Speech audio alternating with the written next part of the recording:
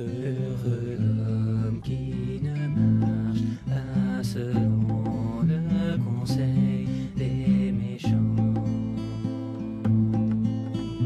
qui ne s'arrête pas sur le chemin des pécheurs, et qui ne s'assied pas sur le banc des moqueurs, mais qui trouve son plaisir dans la loi de l'Éternel,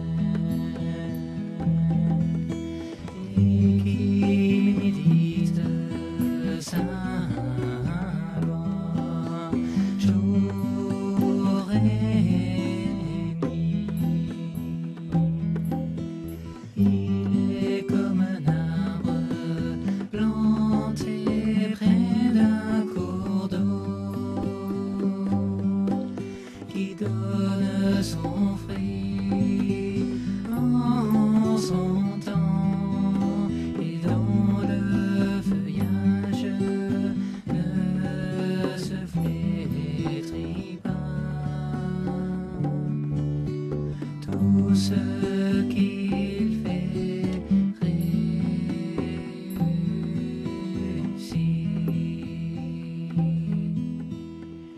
Il n'en est pas ainsi des méchants. Ils sont comme la paille que le vent dissipe. C'est pourquoi les méchants ne résistent pas au jour du jugement, car l'Éternel connaît la voie des justes et la voie des pécheurs mène à la perdition. Car l'Éternel connaît la voie des justes et la voie des pécheurs mène à la perdition.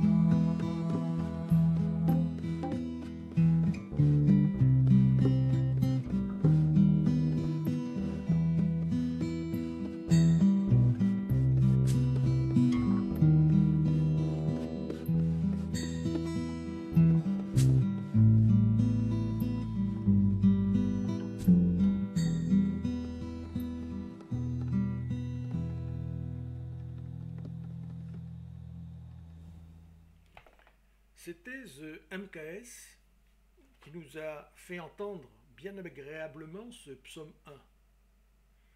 Maintenant que nous l'avons bien entendu, il serait temps de se pencher un petit peu sur le sens de ces versets. Ils sont porteurs d'un message important et il est bon de le décortiquer. Verset 1. Heureux l'homme qui ne marche pas selon le conseil des méchants, qui ne s'arrête pas sur la voie des pécheurs, et qui ne s'assied pas en compagnie des moqueurs, mais qui trouve son plaisir dans la loi de l'Éternel, et qui la médite jour et nuit. Et qui la médite jour et nuit. N'avoir que cette pensée à l'esprit, la méditer, y penser constamment, cette pensée que notre Dieu est beau, notre Dieu est grand, ses voies sont admirables. N'avoir que ce désir au cœur, être toujours en sa compagnie par la pensée, être toujours en sa présence, être toujours avec notre Dieu pour l'adorer, pour le chérir, pour l'aimer. Dans ce cas, lorsqu'on est toujours en compagnie du Seigneur, comment être tenté par le mal? Comment être tenté par les moqueurs, les détracteurs, les sceptiques? Verset 3. Il est comme un arbre planté près d'un courant d'eau qui donne son fruit en sa saison, dont le feuillage ne se flétrit point, tout ce qu'il fait lui réussit. Il est comme un arbre. Les hommes charnels, voués à la mort, sont souvent comparés à de l'herbe qui fane rapidement, qui sèche. Ainsi, on lit dans Ésaïe au chapitre 40, les versets 6 à 8, « Une voix crie, et il répond, que crierai-je? Toute chair est comme l'herbe, et tout son éclat comme la fleur des champs. L'herbe sèche, la fleur tombe, quand le vent de l'Éternel souffle dessus. Certainement le peuple est comme l'herbe sèche, la fleur tombe, mais la parole de notre Dieu subsiste éternellement. Les grands hommes, les saints, les justes, sont plus forts que l'herbe, sont plus solides que l'herbe. Et quel est le végétal qui est plus grand, plus solide que de l'herbe? C'est l'arbre. C'est ainsi qu'on lit dans Apocalypse, au chapitre 7, le verset 3, « Ne faites point de mal à la terre, ni à la mer, ni aux arbres, jusqu'à ce que nous ayons marqué du sceau le front des serviteurs de notre Dieu. » Dans ce verset, les serviteurs de notre Dieu sont comparés aux arbres. Et il est dit de ne pas faire de mal aux arbres tant qu'ils ne sont pas scellés du sceau de Dieu. Les arbres sont les grands hommes, les justes, les saints, les grands aux yeux de Dieu. On va retrouver le prophète Ésaïe avec un passage dans le chapitre 14, les versets 4 à 8. Dans ce passage, le roi de Babylone est comparé à Satan. Il est l'image de Satan. Au travers du roi de Babylone, c'est Satan qui est désigné là. Alors tu prononceras ce chant sur le roi de Babylone, et tu diras, et quoi, le tyran n'est plus, l'oppression a cessé. L'Éternel a brisé le bâton des méchants, la verge des dominateurs. Celui qui dans sa fureur frappait les peuples par des coups sans relâche, celui qui dans sa colère subjuguait les nations et poursuivit sans ménagement. Toute la terre jouit du repos et de la paix. On éclate en chants d'allégresse. Les cyprès même, les cèdres du Liban se réjouissent de ta chute. Depuis que tu es tombé, personne ne monte pour nous abattre. Donc on le voit, les grands hommes sont comparés aux arbres. Dans ces pays du Moyen-Orient, les plus grands des arbres, c'est le cèdre du Liban. Ce sont les hauts cyprès. Ça nous amène aussi à un autre prophète, Daniel, et un grand roi, le roi Belchatsar, qui était comparé à de l'or dans la statue de Daniel. Voici dans ce chapitre 4 de Daniel, chapitre 4, au verset 10 à 12, le roi est comparé à un arbre qui est abattu et dont la souche restée en terre est enchaînée avec des chaînes de fer et d'airain. Voici donc les versets 10 à 12. Voici les visions de mon esprit pendant que j'étais sur ma couche. Je regardais, et voici, il y avait au milieu de la terre un arbre d'une grande hauteur. Cet arbre était devenu grand et fort. Sa cime s'élevait jusqu'aux cieux, et on le voyait des extrémités de toute la terre. Son feuillage était beau, et ses fruits abondants. Il portait de la nourriture pour tous. Les bêtes des champs s'abritaient sous son ombre.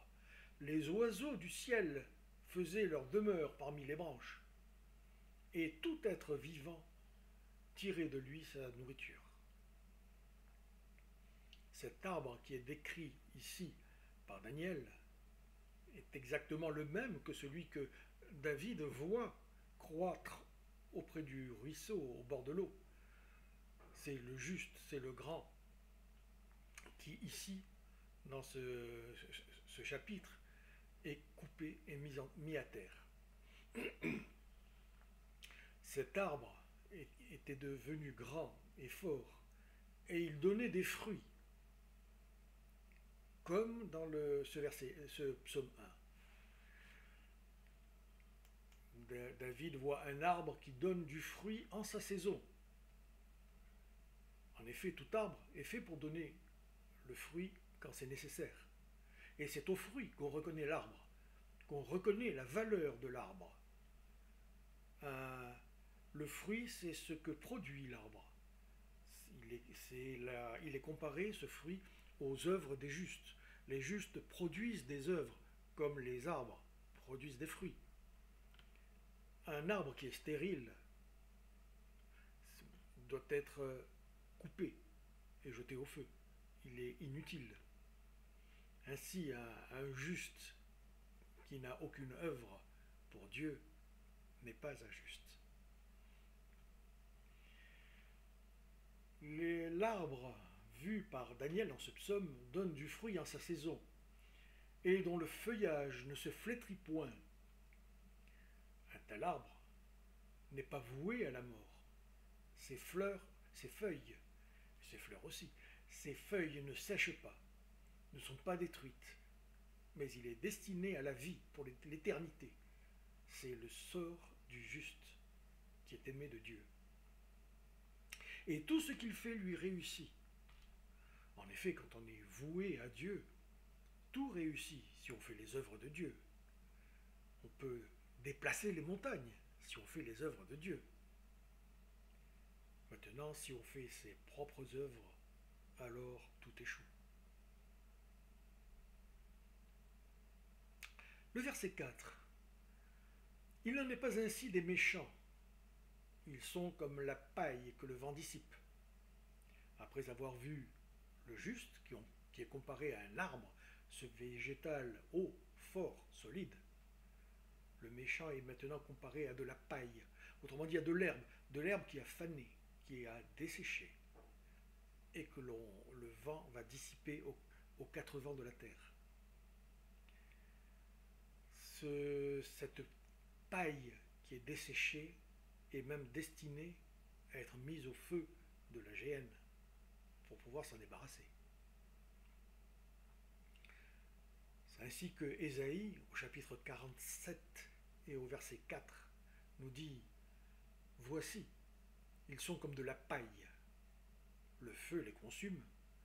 Ils ne sauveront pas leur vie des flammes. » La paille est destinée à la flamme, au feu de la géhenne. Et Malachie, au chapitre 4, le verset 1. « Voici, le jour vient, ardent comme une fournaise. Tous les hautains et tous les méchants seront comme du chaume. Le jour qui vient les embrasera, dit l'Éternel des armées, ne leur laissera ni racine ni rameau. » Ça nous rappelle cette parabole du bon grain et de l'ivraie que nous a enseigné Jésus. L'ivraie est comme la paille. Elle sera jetée à la géhenne à la fin de notre temps. Voici ce qui est dit dans Matthieu 13, au verset 30. « À l'époque de la moisson, je dirais aux moissonneurs, arrachez d'abord l'ivraie et liez-la en gerbe pour la brûler. » Le verset 5 maintenant. « C'est pourquoi les méchants ne résistent pas au jour du jugement, ni les pécheurs dans l'assemblée des justes. » Qu'est-ce que cette assemblée des justes? L'assemblée des justes, c'est l'ensemble des saints qui, à la première résurrection, sont unis à Christ. C'est cette assemblée des justes qui juge au jour du jugement. Ainsi nous lisons dans Apocalypse au chapitre 20, le verset 4. « Et je vis des trônes, et à ceux qui s'y assirent fut donné le pouvoir de juger. Et je vis les âmes de ceux qui avaient été décapités à cause du témoignage de Jésus et à cause de la parole de Dieu, et de ceux qui n'avaient pas adoré la bête ni son image, et qui n'avaient pas reçu la marque sur leur front et sur leurs mains. Ils revinrent à la vie, et ils régnèrent avec Christ pendant 1000 ans.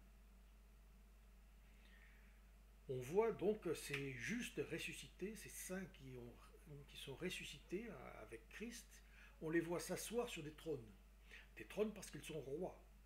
Ils sont rois et prêtres, selon Melchizedek. Et ils s'assoient pour juger. Leur fut donné le pouvoir de juger. Et ils vont juger pendant 1000 ans. Le jour du jugement est un jour qui dure 1000 ans. Selon qu'il est écrit dans 2 Pierre, au chapitre 3 et au verset 8. Mais il est une chose, bien-aimée, que vous ne devez pas ignorer, c'est que devant le Seigneur, un jour est comme 1000 ans, et 1000 ans sont comme un jour. Ainsi, le jour du jugement, c'est le millénium. C'est cette période de 1000 ans pendant laquelle l'Assemblée des justes, assise sur des trônes, va juger ceux qui ne sont pas parmi eux, et donc qui sont restés sur cette terre comme de l'herbe qui dessèche. À la fin de ces 1000 ans, ceux qui seront toujours de l'herbe fanée seront bons à être jetés dans la géhenne, dans la fournaise ardente. Ainsi, les méchants et les pécheurs ne résistent pas au jugement prononcé par l'Assemblée des justes et s'en vont comme de la paille au feu. Enfin, le verset 6 est la conclusion de tout ce psaume qui a vu l'opposition entre le juste comparé à l'arbre qui pousse au bord de l'eau et qui donne son fruit en sa saison, et le méchant qui dessèche comme de la paille. Voici le verset 6. Car l'Éternel connaît la voie des justes, et la voie des méchants mène à la ruine. La conclusion de ce psaume nous met devant le choix qui a été le nôtre depuis le commencement de l'humanité. Voici ce qui est dit dans Deutéronome au chapitre 30 et au verset 19. J'en prends aujourd'hui à témoin contre vous le ciel et la terre.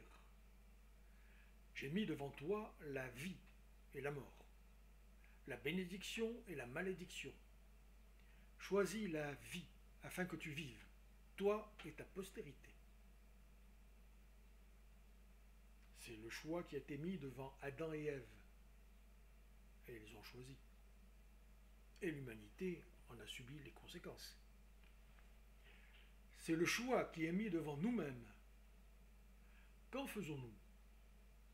Saurons-nous mieux choisir que nos très lointains parents? C'est à nous, maintenant, comme ce fut à chacun des hommes tout au long de l'histoire, de faire ce choix. Qu'allons-nous choisir? En fait, ce n'est pas un choix qui est proposé par Dieu, mais c'est un ordre qui est donné. Ce n'est pas le présent de l'indicatif qui est utilisé dans ce verset, mais c'est l'impératif. Choisis la vie afin que tu vives. Ainsi, si nous sommes fidèles à Dieu, si nous lui obéissons, nous devons choisir la vie. Si nous ne choisissons pas la vie, nous désobéissons à Dieu. Et désobéir à Dieu entraîne la mort. Ce qui s'est passé avec Adam et Ève. Serons-nous plus forts qu'eux? Ce n'est pas au-dessus de nos forces. Tout le monde peut faire le bon choix. Il suffit d'aimer Dieu, notre Père, notre Créateur. Ce passage de Deutéronome 30 est très joli, versets 11 à 16. Ce commandement que je te prescris aujourd'hui n'est certainement point au-dessus de tes forces et hors de ta portée. Il n'est pas dans le ciel pour que tu dises « Qui montera pour nous au ciel et nous l'ira chercher ?» Qui nous le fera entendre? afin que nous le mettions en pratique. Il n'est pas de l'autre côté de la mer pour que tu dises « Qui passera pour nous de l'autre côté de la mer et nous l'ira chercher? Qui nous le fera entendre pour que nous le mettions en pratique ?» C'est une chose, au contraire, qui est tout près de toi, dans ta bouche et dans ton cœur, afin que tu la mettes en pratique. Vois, je mets aujourd'hui devant toi la vie et le bien, la mort et le mal. Je te prescris aujourd'hui d'aimer l'Éternel, ton Dieu, de marcher dans ses voies et d'observer ses commandements, ses lois et ses ordonnances, afin que tu vives et que tu multiplies, et que l'Éternel, ton Dieu, te bénisse dans le pays dont tu vas entrer en possession. Oui, nous pouvons faire le bon choix, le choix de la vie éternelle, le choix que Dieu nous prescrit, nous commande. Il suffit de le vouloir, il suffit d'aimer Dieu. Mais est-ce que nous le voulons? Voici, j'en prends aujourd'hui à témoin contre vous le ciel et la terre. J'ai mis devant toi la vie et la mort, la bénédiction et la malédiction. Choisis la vie, afin que tu vives, toi et ta postérité.